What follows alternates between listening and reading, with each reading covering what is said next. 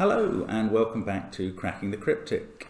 And something we haven't done for a while is a cryptic crossword or a video about it. So maybe this is an opportune moment to introduce a guide to cryptic clues, and we can refer back to this in future crossword videos, and there will be some. So what I'm just going to do now is kind of run through the basics so that we've got a video up which does that for you. And it's certainly worth trying to follow us on Instagram, because Simon in particular for the last month has been recording one clue a day in I think 1 minute is the limit of a video on Instagram, and he brings up one clue from today's Times crossword and explains its solution, giving you a chance to solve it first as well. So that's really worth looking at, and sort of one clue a day can really advance one's understanding. But let's just nip back to basics first of all. And a lot of people are daunted by cryptic clues and cryptic crosswords, and they think it's a whole language that they could never understand. But it is not that difficult, I promise you. The absolute one rule that you need to know is that almost every single cryptic clue will have a definition at one end or the other. The rest of the clue will be wordplay, and we'll come on to that, but there will be a definition of the answer that is the answer to the clue that fits the letters given at one end or the other of the clue.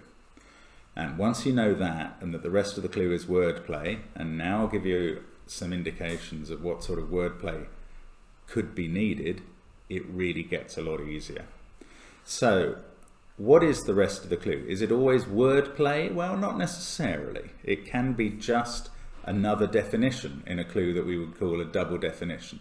So this first clue here says, what solicitors do in place of trials. And the way to get at this 5-letter answer is to concentrate on the end of the clue. A place of trials. Where do trials happen? Well, largely they happen in court, and court is 5 letters. Now, why is that what solicitors do? Well, that's because we have to forget the legal professional meaning of solicitor and remember what the verb solicit means. It means to ask for something or beg for it or court it. So what solicitors do, people who solicit, is to court things or people. So court is the answer, and this is a double definition effectively. And there we go. Court is the answer to that clue. Now, the next clue, and we're moving towards wordplay here, although I'm not convinced that we're all the way there, is just to add 2 parts together to make an answer. So all these clues, by the way, are from Monday's Times crossword yesterday. So really, these are the sorts of clue that turn up in published crosswords. So here in this clue, suspicion of fluid ejected by octopuses and marine fish, 7 letters. There's a lot of kind of sea life and stuff going on there, but the definition is at one end or the other. And in this case, the definition is this word, suspicion. So we need a 7-letter word for suspicion. And of course, suspicion can be either a very little amount of something or a mistrust of something, or it can be just a bit of an idea about something. And that's the meaning we need here. We need a 7-letter word for that. What is the fluid ejected by octopuses? Well, it's ink. Just like squids, I think, they eject ink. And once we're thinking of a word beginning with ink, we may well come up with inkling. Well, how is a ling a marine fish? It just is. I'm afraid crossworders get to learn certain types of fish that turn up in crosswords because their letters are very useful. And ling is one of those. So we put together ink, which is fluid ejected by octopuses, and ling, which is marine fish, and we get inkling, which is a suspicion. And we've just added those 2 parts together. So it's a sort of wordplay, but the wordplay does get a bit more complicated in the clue types that I've bolded here. So we move on to insertion next. And this clue says, joint gamble involving danger. Now, one of the best tips for solving crosswords is look for short synonyms. And here we're looking for a short synonym of gamble, which involves or puts into itself a short synonym for danger. And for gamble, well, it could be a wager, but even shorter than that is a bet. And a synonym for danger is risk. So that's at least appropriate to the original apparent meaning of the clue, which might make you think of James Bond or something, a joint gamble involving danger. But in fact, the danger is risk, and it's just the word we want. And if we put that inside the word bet, we get the word brisket. Is that a joint? Well, yes, it's a cut of meat. It's that sense of joint. It doesn't mean shared, as it looked like it meant in the clue. It means a cut of meat. So you have to remember that you're not reading the whole clue for its sense. You're reading the bits of the clue for the bits of sense that they can give you. So here, to paraphrase this clue, it says, cut of meat, gamble, concealing danger, which wouldn't make any sense. But once it's translated as joint gamble involving danger, that's a nice misleading clue. Now on this next one, for a removal clue from the crossword in question, I had to find a clue that actually combines two bits of clues. And that's important because all of these clue types can be combined together. So this time we're looking for a 9-letter word meaning absurdity. And it's made up of, that's what of's doing in the clue, first of all, something for way, and then a removal, Charlie getting thrown or thrown out by a word for greed. Now what's way? Well, crossworders again will learn that a way can be, amongst other things, a street or a road. And if it's a street, that's always abbreviated in crosswords to the letters ST. So that's where we need to start here. ST is the beginning of our word for absurdity. And given that the word for greed is slightly unusual, it might help to think of the word for absurdity. A 9-letter word for absurdity beginning ST, well, you may come up with stupidity. Charlie is the International Phonetic Alphabet word for the letter C, as in Alpha Bravo Charlie. And once you take the C out of cupidity and you attach the ST instead that we had at the beginning, you get stupidity, which is the absurdity. So that's how that one works. Slightly more complicated, but still not incomprehensible. Now for a reversal clue, I couldn't continue with the newspaper because I don't think it had one for yesterday's crossword. And reversals are often combined with other things within answers. But in this clue, it's a full reversal of one word to give another word. And knocked back, that couldn't be a clearer indication of a reversal. So you have to have knocked back a word meaning beer, a 5-letter word meaning beer, and it'll give you a word meaning like the Queen. Well, the type of beer in this case is lager, very familiar 5-letter beer, and once you reverse it or knock it back, you get regal, which by definition means like the Queen, or like any queen or king. Now we move on to homophone. This is another classic that occurs in many crosswords, and you need sound alike. That's what we're thinking about here. So when speaking is, again, a very clear indication in this clue that we're looking for a homophone to some extent, and therefore the definition must be at the other end of the clue, and that's foppish. We're looking for a 9-letter word meaning foppish. Well, a fop is a dandy. So if someone's become like a dandy, they've been dandified. Now how does that work? Fellow. Well, that fellow in this case is Dan. I mean, it could be any short man's name meaning fellow, or even Don, which is a kind of university fellow. But if you combine Dan with the sound of defied, which means openly resisted, you get dandified. And dandified, now spelled differently because we were only using the sound of defied, gives us that dandified, which means foppish.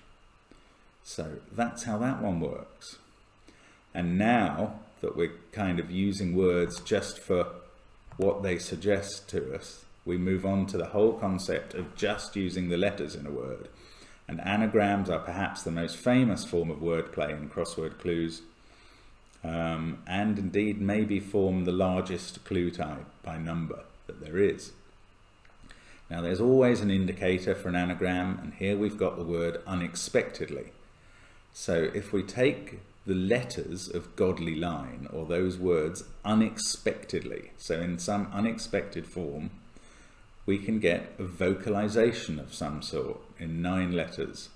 Begins with Y in this case, and the anagram we're looking for of godly line is yodeling. I think it's a British spelling to use it with 2 L's. The American version will probably be only with 1.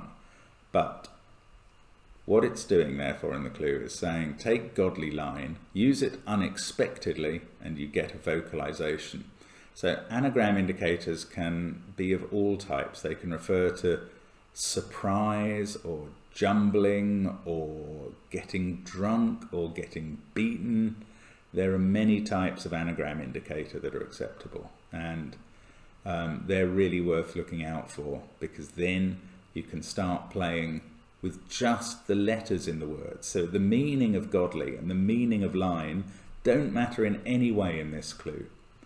Now the other clue type in which what the words mean doesn't matter at all is the hidden. And in this, the answer is actually hidden within the words of the clue. So here, the definition is plain, and the clue is telling you that when you've found some of the letters of fill a novel, that is a plane. And the plane in question is one that's to be found in South America particularly. These 5 letters from fill a novel, L-L-A-N-O, Alano, is a plane in South America. Now again, this is coming out of the kind of run of easy or regular vocabulary. And I mean, I suppose we've seen dandified and cupidity. You may not often talk about brisklets, lings or inklings or lanos, but they are words that a lot of people know. And sometimes I do think that cryptic crosswords are a little hard on people whose vocabulary is quite narrow, by which I'm largely meaning children who haven't just had the experience of a lot of vocabulary. But it does matter for cryptic crosswords, especially once you get to publications like the British newspapers, which will expect a certain amount. Now, as I said, that's it. That's all the wordplay there is. 99% of clues will involve those few clue types, combined in some cases, but just those. And once you know that there's a definition one end and just those wordplay types going on, everything in cryptic crosswords is finally understandable. There are a few exceptions, and you do occasionally see these clues, and because they're very interesting, these sorts of clue will often form people's favourite, most favoured and remembered clues. So we're just going to have a look at them for completeness. And the 3 types I've identified here are all-in-one clues, cryptic definitions, and puns. So in an all-in-one clue, or and lit as I used to learn to call it, because it was and literally, that's what it meant. Rather incredibly, the whole clue works as both the definition of the answer and wordplay for the answer. Well, how can that be, you'd wonder? So let's look at this fairly classic clue. What's tea passed round in? And that is the definition. It's something tea can be passed round in. But this is also wordplay. So what is a word for tea? And again, short synonym always works. And in this case, it's char. That's one of the shorter words for tea that's possible. And what happens when you pass that around the word in? Well, this happens. You get china. And that is, of course, something that tea is passed round in. Really brilliant idea for a clue. And then we'll move on to cryptic definitions. And I mean, this is a bit like that definition about solicitors. What solicitors do could almost act as a cryptic definition clue on its own. although maybe not clear enough for the answer in that case without a further definition. But here the clue is where all but one in party lose their seat, and that reads like a sentence about politics where lots of candidates in a political party have stood for a seat and only one has gained their seat, the others have all lost theirs. But it's not that at all. Once you start thinking that it's not that, you may very quickly start thinking about other forms of party, like a children's party, and a game in which in every round everybody loses their, or everybody by the end of the game anyway, loses their seat, and that game is of course musical chairs. And I think that's a very clever phrasing of a clue, and that's good enough for a whole clue because it's so misleading about what it's talking about. And then we move on to a pun type, and this is from last week's Times crossword. How's your father secluded? And this is quite strange. Again, this is working as two definitions, but the second one is only really a pun. It's not a proper definition. Intriguingly, the first one is actually how's your father? Now, British reviewers will know that that's a phrase for kind of naughty activity, some sort of sexual activity or rumpy-pumpy or something. And amongst the many British phrases for that is another one which is nookie, and that is the answer to this clue. But why is nookie secluded, question mark? And that's because the implication of nookie, if you read it as nook-e, is that it's a bit like a nook. Now that's not a real word, it's not a real definition of nookie, but it is a kind of pun about a definition of nookie. And that's what's going on here. It's a bit like that old joke of what's brown and sticky, a stick, because a stick must by definition be stick-y. So that's it really, that's all we've got.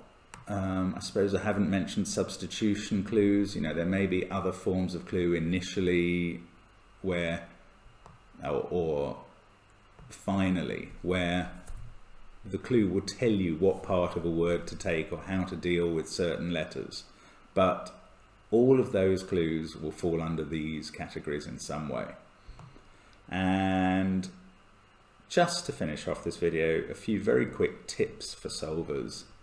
And again, these will be useful, especially if you watch the Instagram clue updates, and look for Cracking the Cryptic on Instagram, of course. Some tips for solving. As we mentioned, always look for short synonyms. These are incredibly useful, and a good crossword solver will quickly build up a kind of bank of abbreviations and short words. So you see gamble, you immediately think bet, etc. And the next tip is looking for operator words, words which in the clues are immediately telling you what that clue is doing. And these can be something like that word some in the hidden clue up here. Some or part of are often used to indicate hiddens, and unexpectedly in the anagram clue. They're very useful not only because they tell you what operation to perform, but they also tell you which end of the clue normally is acting as the wordplay, and therefore the other end must be the definition. Now another tip that is useful is if you find words in the clue that really don't have synonyms, they may be there only for their letters, like actual names used in the clues or something like that. They could be there just to provide letters for anagrams or possibly hiddens. And always, always, and this goes for any crossword, use any checking letters that you've already got in the grid and word lengths. They're very useful. So that 7-6 phrase, there's presumably quite a restricted set of possible phrases in which the first word is 7 and the second word is 6. So that's always very useful as well. And that's it. It really is that simple to get solving cryptic clues, and I encourage you to do so. I'll be releasing some more videos shortly in which we apply these tips, and we certainly come across these clue types, which, as I say again, that's all there is. And happy solving. Thanks very much for watching, and hope to see you again soon on Cracking the Cryptic. Bye for now.